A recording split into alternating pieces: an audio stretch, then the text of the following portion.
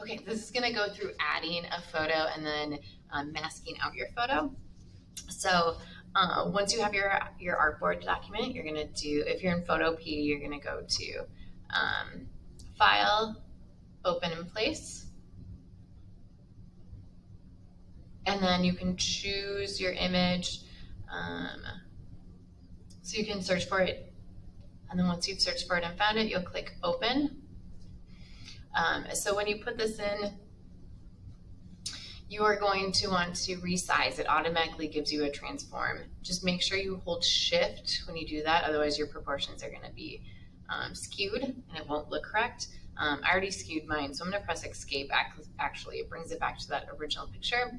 So I'm going to do a Control-Alt-T if I'm in Photo P, or just a Control-T if I'm in Photoshop.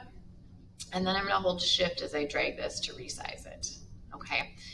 Once I get it to the size I want, I'll click the check mark or press Enter, or double click on my keypad, and then it confirms that transformation.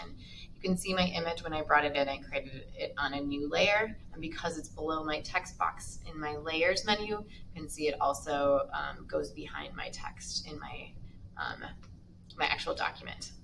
All right, and then there'll be times when you want to crop out part of your image or change it or do something else with it so that it's not just the way it is. And that's when we would use we would mask out the space around the photo instead of cropping. Cropping would actually crop your entire artboard and you would lose it. So for example, if I'm like, oh, I just want this part of my picture, and I go there and I crop, I literally lose everything else around it. Okay, because that's going to crop your whole document. So I'm going to do a Control-Z and undo that. And we're going to use the rectangular marquee. And we are going to mask out the part that we don't want to see anymore. Okay, so once I choose the rectangular marquee, which is going to be a selection tool, I'm going to zoom in a little bit. So I'm going to do Control+ to zoom in so you can see what I'm up to.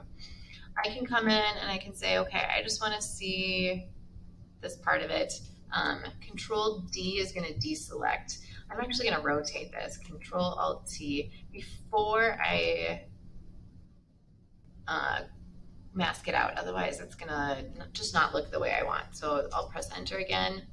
And now I'm going to do my selection tool. So I'm going to click and drag. So maybe I just want to see, I don't know, part of the image.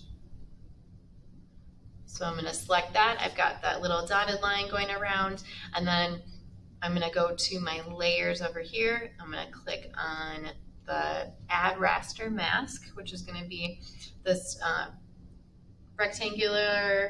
the gray rectangle, excuse me, and then a dark circle, and I'll click on that, and it just masks out everything else that's there. I'll explain this a little bit further later, but you can see that I've got my masked image there.